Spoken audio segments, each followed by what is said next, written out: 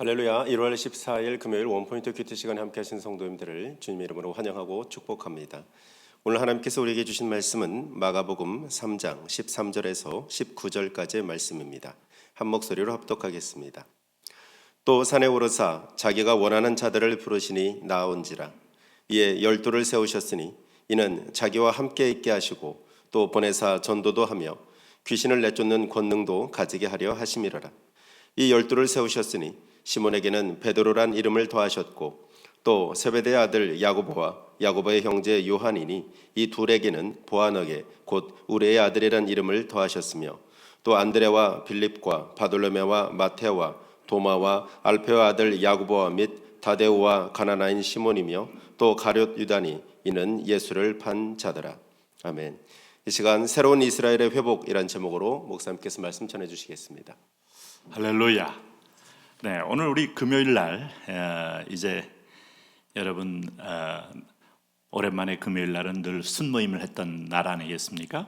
이럴 때는 문자와 사랑을 나누면서 내가 한 큐티를 한번 감동받은 큐티를 한번 나눠주면 이것이 은혜는 나눌수록 배가 되고 슬픔은 나눌수록 반감이 된다 하는 말이 있죠. 한번 그렇게 더 풍성한 삶을 사시기를 축복합니다.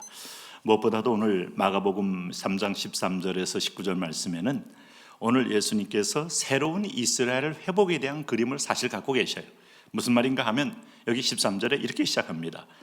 또 산에 오르사 자기가 원하는 자들을 부르시니 나온지라. 우리 예수님께서는 산에 자주 오르시는 장면을 보게 돼요.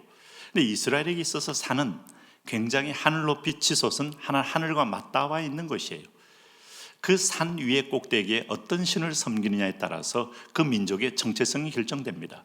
블레셋, 아말렉, 또 모압, 히위 족속, 헷 족속, 여부 족속, 기르갈 족속, 가나안 족속들 다 산에 소위 하이플레이스라는 그 산 꼭대기 위에 산당을 차려놓고 그 신을 섬기는 거예요. 그러니까 산은 종교성을 상징해요. 그런데 여러분, 우리가 놀랍게도 모세는 애굽에서 백성들을 데리고 나올 때 그야말로 신의 산에 올라가 40일 동안 기도하면서 거기서 새로운 나라에 대한 강령 선포를 받습니다.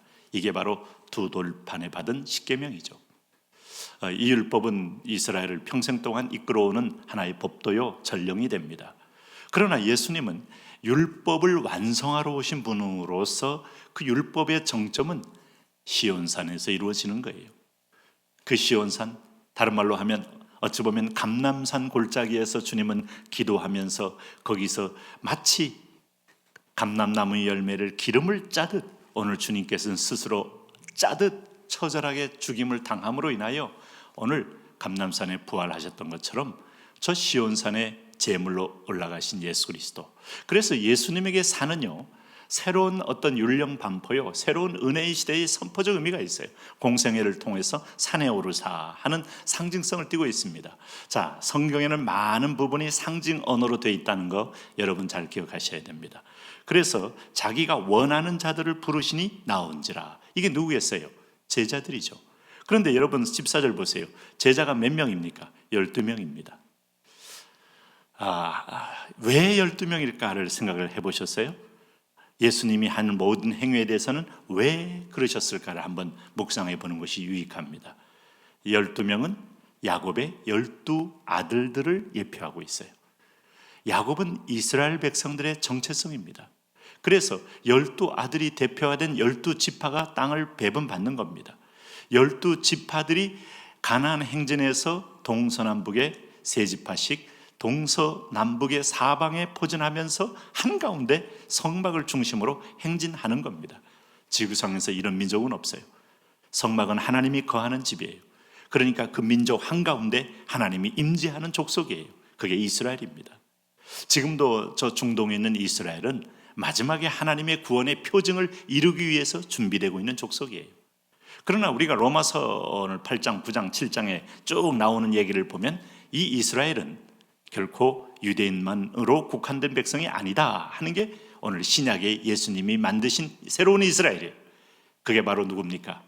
나를 믿는 모든 백성은 영적인 표면적 이스라엘이 아니라 속 이스라엘, 이면적 이스라엘이다. 이렇게 말하므로 로마서 7장, 로마서 8, 9, 10, 11장까지 이어지는 새로운 이스라엘, 오늘 큐티하고 있는 저와 여러분이 예수 그리스도를 믿는, 주로 믿는 백성들이 영적인 이스라엘 백성입니다. 그러므로 구약의 모든 스토리는 나를 향한 얘기예요. 왜? 내가 바로 이스라엘의 그 계보를 이은 하나님의 자녀이기 때문에, 아브라함과 다윗의 자손 예수 그리스도를 믿는 자녀이기 때문에 그렇습니다. 오늘 12를 불렀다. 12는 바로 그의 택한 모든 백성을 대표하는 상징성이 있어요.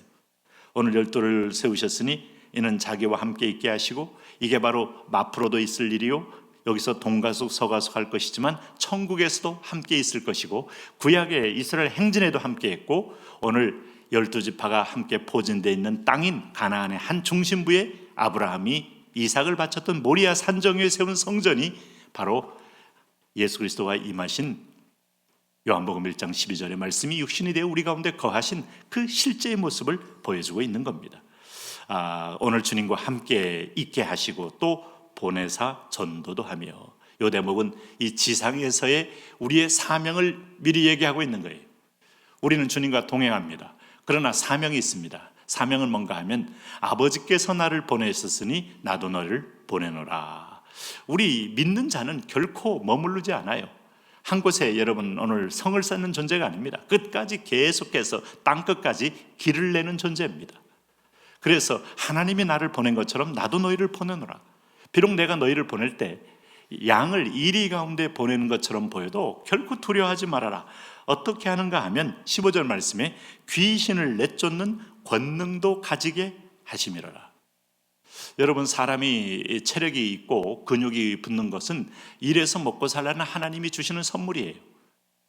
누워 자기만 하면 그렇게 근육이 필요 없어요. 오늘 하나님께서 권능을 줄 때는 오늘 이 주변 사람들에게 자기의 힘을 과시하라는 거 아닙니다. 오늘 권능을 줄 때는 오늘도 자기 스스로 슈퍼스타가 되어서 자기가 예배받고 찬양받기 위해서 주는 것은 결코 아닙니다.